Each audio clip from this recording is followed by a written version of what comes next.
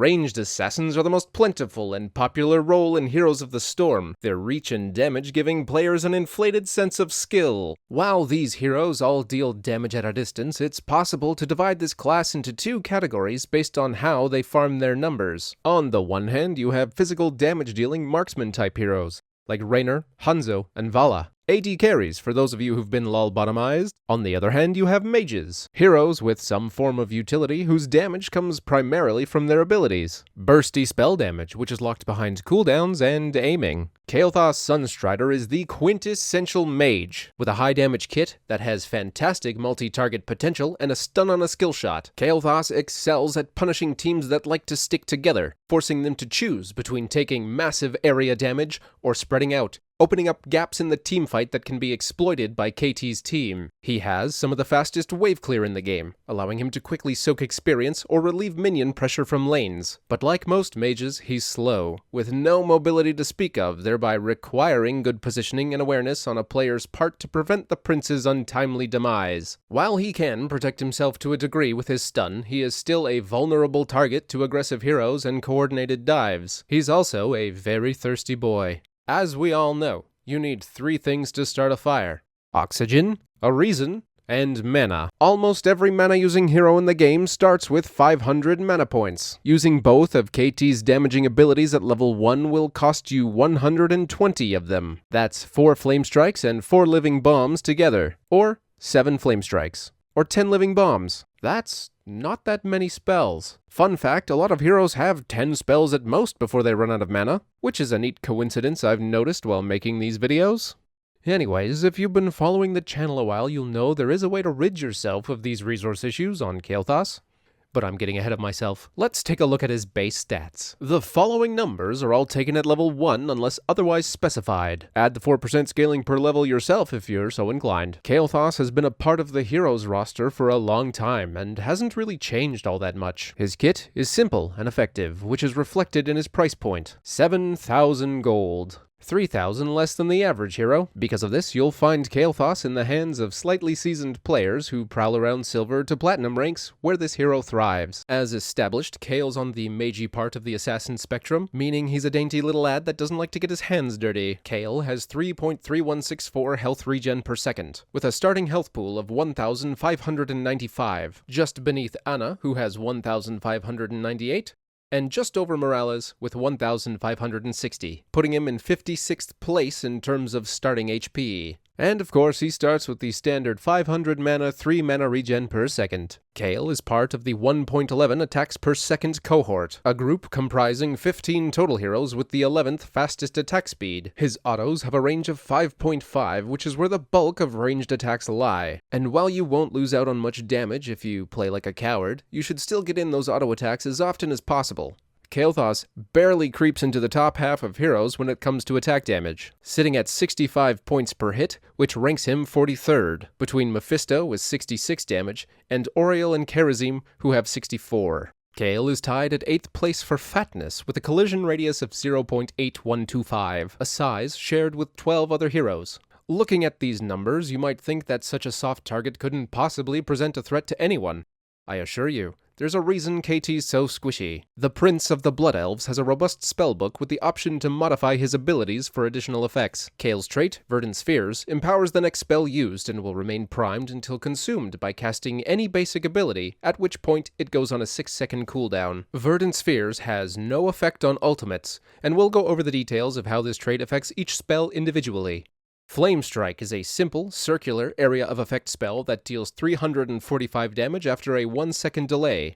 Just kidding, I lied to you. There is a small casting animation, meaning the true time between its use and effect is actually 1.25 seconds. Something to keep in mind while poking at the other team. Considering that each little chunk of a hero's health bar is 250 HP, this spell deals quite a bit of damage, even to a single target. We'll talk about you later. Flame Strike costs a whopping 70 mana, making it expensive to spam, and has a 7-second cooldown, so the temptation is always there. This spell has a base radius of 2, whatever that means, which is increased to 3 when empowered by Verdant Spheres. KT's trait does not directly increase the damage of Flame Strike, only the area it covers, making it easier to hit more things, as well as hitting targets that are slightly out of the spell's usual range of 10. With proper positioning and aim, it's possible to get nearly or the same value from an unempowered Flame Strike as you would a big one, freeing up Verdant Spheres to be used for Kael's other spells. Flame Strike's range is nearly double the distance of Kael's auto attacks, allowing him to play safely in the back of a team fight, throwing out fire on targets of opportunity. This reach also allows KT to engage the enemy backline, or even punish retreating opponents. Flame Strike is also fantastic wave clear, especially when used in combination with Living Bomb, Kael'thas' most reliable damage-dealing ability. This spell has the same range as KT's auto attacks. For 50 mana and a 10-second cooldown, this point-and-click ability sets a target on fire,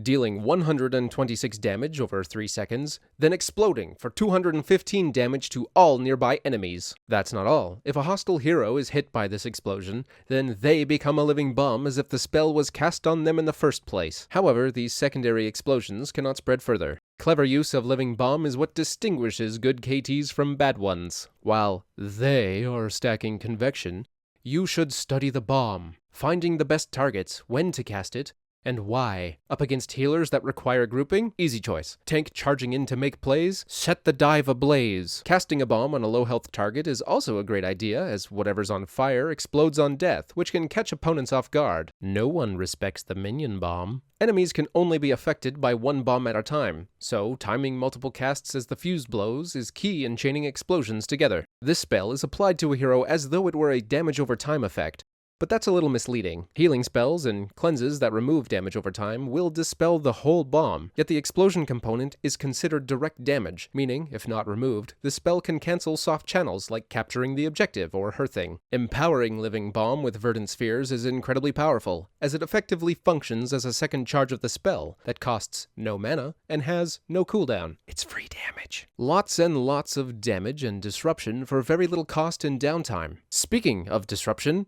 Gravity Lapse is that skill shot stun I mentioned earlier that costs 90 mana, but don't worry about that, and has a 12-second cooldown. It's a very straightforward spell that launches a projectile in a line, stunning the first target it hits for 1 second. Minions, mercenaries, summons, anything that isn't a building, so pay attention to what's in your way. Gravity Lapse can be used offensively and defensively, to peel aggressive heroes or follow up on the tank's engage. The stun moves fairly quickly, but it's still avoidable. Don't miss. Empowering Gravity Lapse with Verdant Spheres is a situationally great idea, as it extends the duration of the stun to 1.5 seconds and causes the projectile to pierce 2 targets for a maximum total of 3 targets. Use it to stun multiple heroes, or tag someone hiding behind a couple of minions. Every single one of Kael's basic abilities hits or can be made to hit multiple targets, and his ultimates are no different. Pyroblast is an 80 mana 100-second cooldown fire and forget spell, which conjures a burning orb that slowly chases its target for dramatic effect, dealing 810 damage on contact and half that to enemies caught in the explosion. Now, you might think it's a great idea to fire off Pyroblast at the end of a trade in the attempt to secure a kill. That's fine, you're allowed, it works. But consider Pyro Opener. You see, this spell is telegraphed to hell. With a long cast time and a lazy projectile, by using Pyro early, you can avoid interruption and immediately pressure a target, forcing out defensive abilities or pushing them back. While it's not as exciting as chunking a tank or one-shotting Glass Cannon Leeming, Pyroblast can zone out a problematic hero, turning an even fight into an advantaged one, if only for a few seconds. The Fireball is unrelenting, only failing in its mission if the target dies, is removed from the battlefield, or quickly teleports extremely far away, and it will always explode, regardless of if it hits its original target. But if zoning is all you want, this can be done just as effectively or better with Pyro's competition. Phoenix is an 80 mana, 60-second cooldown ultimate that throws out a big circle, which straddles the line between an area damage spell and a summon. When cast, the bird will damage enemies along its flight path, and upon reaching its destination will hold position and attack enemies within its range for 7 seconds. The Phoenix will only focus on one enemy at a time, prioritizing heroic targets. Should all hostile heroes exit the circle, Alar will focus on the target closest to its center. So it's not really an AoE ability, more like an area of possible damage spell. Its attacks do deal splash damage, 84 points to the primary target and half that to those nearby, and because it's cast on the ground, Phoenix is a far more versatile ult than Pyroblast. Use it to clear big waves, take mercenary camps, siege structures, and of course, add damage to or zone for a teamfight. The 60-second cooldown is more forgiving than you'd expect, so don't worry too much about adding it to your usual rotation. With the abilities out of the way, it's time to talk about KT's talents. Like most heroes, Kael'thas has 3 builds to choose from: Trait build, Bomb build, and Flamestrike build. But I'm gonna be real, in practice there's really only one build with talent variations. It's Flamestrike, but also bombs. This build and its alterations excels in doing what KT was meant to do, shoring up his weaknesses while he fills the local burn ward. Let's get into it. Level 1. Mana Addict. This talent provides no immediate benefits, filtering the stupid. Its full value hiding behind a quest to collect 20 regen globes. With this talent, each globe collected will increase KT's mana pool by 15. That might not sound like much, but the quest stacks forever. Infinite Mana.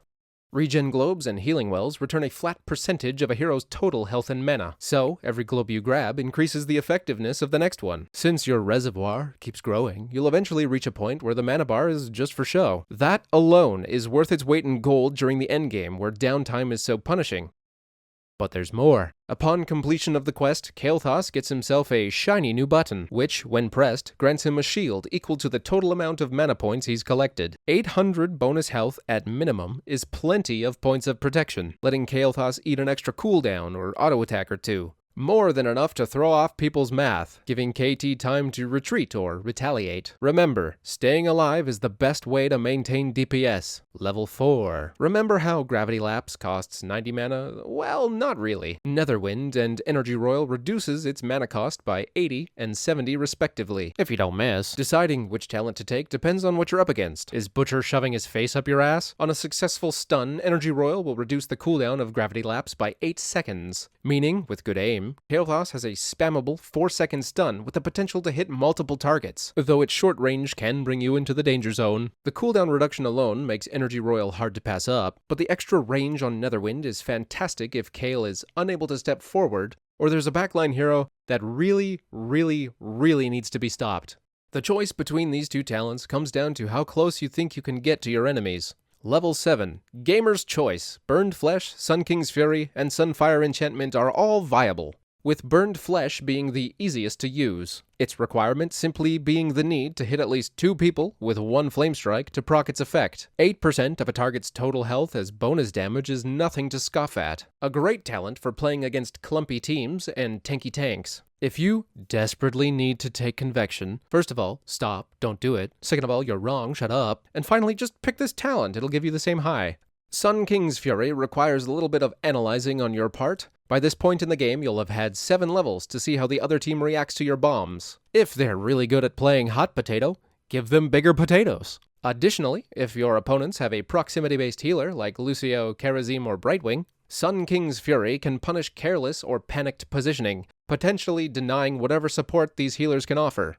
Sunfire Enchantment is slightly more involved than the other 2 talents. The need to hit 2 consecutive auto attacks on heroes can be tricky and dangerous, and it adds setup time to Kael's rotations. Still, the spell power lasts 10 seconds, which is plenty of time to get damage on, and 15% more boom can take a good KT over the edge. Sunfire is an especially good choice if you know for damn sure you're going Pyroblast. Level 13. Mages want to cast as many spells as possible. There's just one problem. Spells have cooldowns. Annoying, right? This caps a spellcaster's DPS as there's only so many spells you can throw out in a specific time frame. Pyromaniac increases Kael's damage potential by reducing basic ability cooldowns by half a second for each tick of living bomb's fuse. Bombs tick 3 times, so a single one will grant 1.5 seconds of cooldown reduction. But you have more than one, and they spread. Every living bomb reduces cooldowns, every single one. With this talent, fights can get pretty silly depending on how many things are on fire. Bonus tip, make sure to cast Flamestrike first so that it receives the maximum possible cooldown reduction. Pyromaniac provides Kael'thas so much value you'll find it hard to take anything else at level 13, especially when combined with Ignite at level 16. This talent makes Flamestrike apply a bomb to any heroic target it hits, giving Kael a third way to set people on fire. While only 1 bomb is applied per Flamestrike, it benefits from all previous talents taken. Increased damage, cooldown reductions, slows if you pick that I guess. Ignite is Kael'thas' best talent and it's not even close. It's more free damage. 2 spells in 1, so convenient. Like if shooting someone also buries the body. The other option at this talent tier is a lot more situational, but a lot more fun. When it works. Fury of the Sunwell is another BOGO talent, but instead of spicy flame strikes, you get extra servings. A free Flame Strike, exploding 1.5 seconds after the first one in the same location. The free cast carries the effect of Verdant Spheres if empowered, and gets all the bonuses from previous talents. Meaning, if 2 or more heroes are for some reason standing still for almost 3 seconds, they will be reduced to atoms. This talent is great when you're on a team with lockdown, guaranteeing both casts will hit their target. And finally, level 20. Flamethrower. Oh, now we're cooking with gas. This capstone talent adds 4 range to Flame Strike's range. And if you hit 2 or more heroes, reduces the cooldown of Kael'thas' Q by 4 seconds. 7 minus 4 is 3. And 1 Pyromaniac Living Bomb reduces cooldowns by 1.5 seconds. You have 2 charges of Living Bomb baseline, 3 with Ignite. Oh yeah, it's all coming together. Playing with this build guarantees you the top spot on your local fire department's watch list. The extra distance, massive mana pool, and all those ways to reduce cooldowns means you can cast spells quickly, over and over and over again, robbing your opponents of bushes and clean engagements as wherever you go becomes no man's land. You can't do that with Convection. As for the other talent builds, they have their place, but I think you'll drift away from them after putting a few hours into this hero. Trait build is what you pick when you're feeling nostalgic for the Palm Pyro days of vanilla WoW. An unexciting and clunky build that provides plenty of bonus spell power. Felon Fusion at level 1 gives Kael'thas a permanent 4% increase to all purple damage, and heals him a tiny amount upon activation of his trait. The heal is not great, and should not be relied on in fights. It's more for smoothing over light amounts of damage in the early game, or helps make trading damage more efficient if you get stuck in the solo lane. Level 4, Mana Tap. Same idea as Felon Fusion, without any bonus damage. Now activating your trait also replenishes 5% of Kael's mana. Hooray. I don't know why you would take this when Mana Addict is an option. Build consistency, I guess. Level 7, doesn't matter. Stay tuned. Level 13, Pyromania is hard to pass up, but Backdraft can be useful in certain situations. Ranged slows are the easiest way to set up fights or clean up routes. Twin Spheres is what you take at level 16, because you're stubbornly building trait and no amount of reason can change your mind. Picking this will grant you every level 7 talent and a second charge of Verdant Spheres. That's nice, I guess. Honestly, I can't remember the last time I built trait, and I find it hard to give up Ignite at this tier, so if there's a KT player out there that plays trait build and knows why it's so good, please let me know in the comments. Level 20 is also up to you. Chances are you're building trait because Pyroblast is your entire personality, and Presence of Mind is a logical upgrade to this silly build, increasing the ultimate's blast radius by 50%. Enemies that are hit with Flame Strike or Living Bomb's Explosion will also reduce Pyroblast's cooldown by 10 seconds each. As for the other ult, Rebirth doubles the duration of Phoenix, and lets KT reposition his pet once per cast. Moving the bird will eat up some of its attack time. Still, you can protect a lot of ground with a 14-second circle. Really, I don't think it matters what you pick at this tier, as you'll build trait once, out of curiosity or spite, before defaulting back to Flame Strike or Bomb build. Bomb build and Flame Strike build are actually pretty similar, the difference being Flame Strike is safer and easier to use. Just go Flame Strike. Level 1 is up to you. I love me my magic and shields, but 4% more damage is 4% more damage, and you don't have to wait long for your W's to get spicy. Level 4 is again gamer's choice. Either Flavor of Stun is a good choice, or you can pick up welfare checks for your mana bank. Level 7, Sun King's Fury for bigger bombs, or Sunfire Enchantment for bigger bombs. It really depends on how involved you want to be. 13, again, up to you. How nice. All are great for bomb builds. Pyromaniac is always good, Backdraft can help your team catch people or start fights, and Fission Bomb makes it easier for bombs to spread, increasing the explosion radius by 20%. Useful if enemies are moving just barely far enough to dodge the kaboom. Level 16, Ignite. Obviously, you build into bombs to maximize bombs, so getting another option to make bombs will give you more bombs. I'm definitely on a list now. Bombs, bombs, bombs! And finally, Flamethrower again, heh. What do you mean not Master of Flames? Look, it has the Living Bomb icon. Surely that means it's the best option for Living Bomb build. Bombs spread forever? How is that not broken? I have just one question for you. Do you think people are stupid? But seriously, do you think that after being set on fire consistently over the course of an entire game, the enemy team won't figure out how to stop spreading the bombs? They do learn. Pain is a great teacher. It's probably fine in ARAM where there's less space, or maybe you can catch people by surprise once or twice, since nobody expects the secondary explosions to spread. I don't know, try it yourself, make your own choices. All I'm saying is if you want to get good at setting folks on fire, your best bet is to get the timing down on those fuses and reignite someone who just blew up.